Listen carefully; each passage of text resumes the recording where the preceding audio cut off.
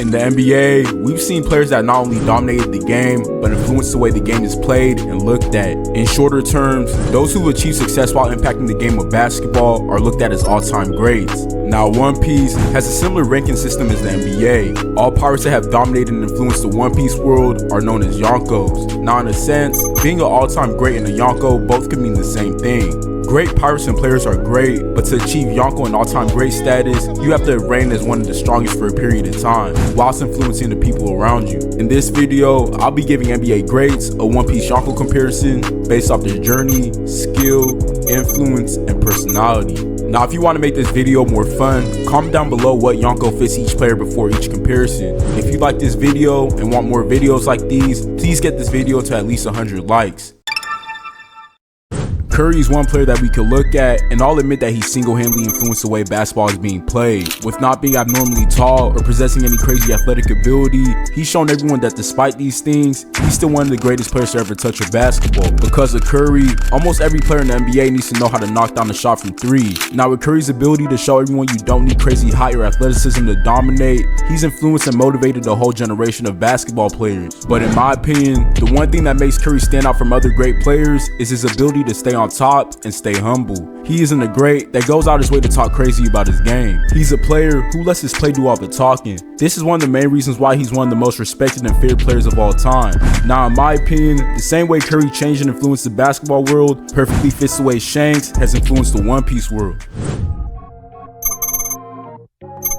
Now, Shanks is one of the characters we don't see too much in the show, but when we do see him, he's playing a role in a major event. Although Shanks has reputation and skill, he's by far one of the more humble pirates in One Piece. Much like Curry, he doesn't really do too much bragging and boasting about his strength. When the time comes, Shanks has no problem demonstrating how strong he is in battle. With him also not being the most physically threatening pirate, and him, to our knowledge, not possessing any devil fruits, reminds me of how Curry doesn't possess any crazy size or athleticism, but is still able to be in the conversation as one of the best ever played. With both being one of the most important figures in their profession, it only makes sense for Curry to fit Shanks. Now, much like Shanks, Curry isn't the only player who's dominated and influenced the game. Now, we all know Shaq to be easily the most dominant big of all time in terms of physicality. With him utilizing not only his size, but freakish strength in the post, he was pretty much able to bang out with every big in the paint. This is part of the reasons why he was so unstoppable, and it's due to the fact that nobody could outmuscle him. But another reason why he was so unstoppable is because to match his size, Shaq had surprising speed. With him being an all-around physical specimen, there wasn't really any other big in the NBA who could really overpower him. But personality-wise, as we see quite often, Shaq isn't really the type to show love to other young big men coming up. This is his 7th, 8th year, and I'm disappointed that he doesn't have a go-to move to where he can score every time. But I want you to hear from me first. I thought the SGA should have been the MVP. As cool as a person Shaq is, there's been stories that at times he could be a bit of a selfish person. So with factoring his power and personality on the competitive end, the only Yonko that I feel fits Shaq perfectly is none other than Kaido. Kaido, as we see in the show, is easily one of the most physically dominant pirates in One Piece. With being classified as the world's strongest creature in the show, only makes sense to why him and Shaq skill-wise fit perfectly. Plus, with not being able to even inflict self-imposed injuries on himself, in terms of brute strength and toughness, not many pirates in the show are touching him. With him being so dominant and powerful, much like Shaq, Kaido doesn't really show much respect or concerns for those coming for his spot. But the last thing that ties these two together is that their sole purpose in battle is to embarrass their opposition. But I'd be lying to you if I said Shaq and Kaido were the only selfish and dominant people in their world. Kevin Durant is easily probably one of the most notorious greats in NBA history. Despite KD possessing an all-time great skill set and being one of the best scorers of all time, his decision-making off the court is really what makes fans dislike him so much. Now, if we go back to when he was in OKC, he had a team that had a legit chance of becoming one of the NBA's deadliest dynasties. But after losing a 3-1 lead to Golden State, KD decided to stab Westbrook in the back and leave him for the very team he lost to.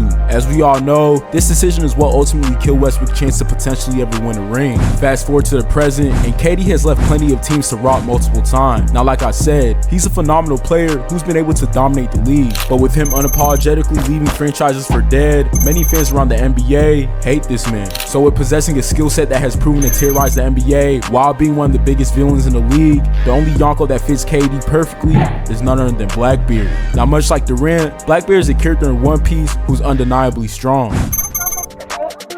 He's proven to be one of the most unstoppable characters in the show, due to him having 2 of the most OP devil fruits in One Piece. But one of the main reasons why this comparison works so well is, much like KD, Blackbeard's rise to power happened because he literally backstabbed his original crew. With taking advantage of his crew in order to assemble his own super team only fits exactly what KD did to OKC and Westbrook. If you think about it, the same reason that Blackbeard is responsible for Ace's demise is the same reason KD's responsible for Russ not ever having a chance to win a ring again. And much like how Blackbeard ultimately ended up being the Whitebeard Pirates' downfall, KD ended up being the sole reason why Bron is in the same ring convo as Jordan. Now, LeBron is a player who most can agree has reigned supreme in the NBA for quite some time, with him being in the league for a good 20 years and not just being active, but an all-star caliber player in all those years. It's safe to say that Bron in his own right is one of, if not the greatest player to ever touch the NBA. Whether it's dominating his opponents with his size, strength, or even just purely his IQ, Bron has shown that no matter what team he's on, he can legit lead any team to a championship run. Now, other people love to compare LeBron to Jordan in terms of how they compete, play, and even treat their teammates. But Bron is the polar opposite of Jordan in terms of their personality and how they treat their crew. Bron treats all his teammates like family members and makes sure they know that he has faith in them to perform even if they let him down. So due to this fact alone, I feel like LeBron's strength, skill, and even personality favors that of Whitebeard. Much like Bron, Whitebeard was one of the pirates who had an extremely long run in One Piece. Ever since he stepped into the pirate world, he's always been a step above his peers in terms of power, with him being overall one of the most well-rounded pirates in terms of skill, and due to his ability to be strong in every aspect, reminds me of Bron in his overall skill set. Now, another reason why this comparison works is due to the fact that Bron and Whitebeard were able to dominate despite their insane longevity. But to dig a little deeper in this comparison, Bron's last few years of actually running the league and consistently going to the finals was spent with none other than Kyrie. The reason why, in my opinion, Bron's final streak ended was because Kyrie made a decision to leave and go off on his own. Kyrie's decision to leave Bron ended up with Kyrie not getting another finals appearance. And for Bron, most fans can acknowledge even though he's still good, his career since Kyrie left, in terms of season success, has been declining. Now, this could be compared to the situation with Whitebeard and Ace, with Ace ignoring Whitebeard's advice to not go on his own or go after Blackbeard, ended up being the ultimate downfall for both characters. Yes. いいんだ。今回だけは妙な胸騒ぎがしてな。俺がけじめをつける。 Now, the last thing that makes this comparison work is the fact that, much like Bron, Whitebeard has a serious argument for being the greatest pirate in One Piece. The only part that's stopping him from holding on to that title is Goldie Roger. Now, in this case, Bron is in the same case scenario as Whitebeard. They both have a serious argument to why they're the greatest ever, but much like Whitebeard, the only person that seems to be in the way of Bron getting that title is none other than Michael Jordan. Players like MJ are an example of how far meshing skill, IQ, and physical ability could take you.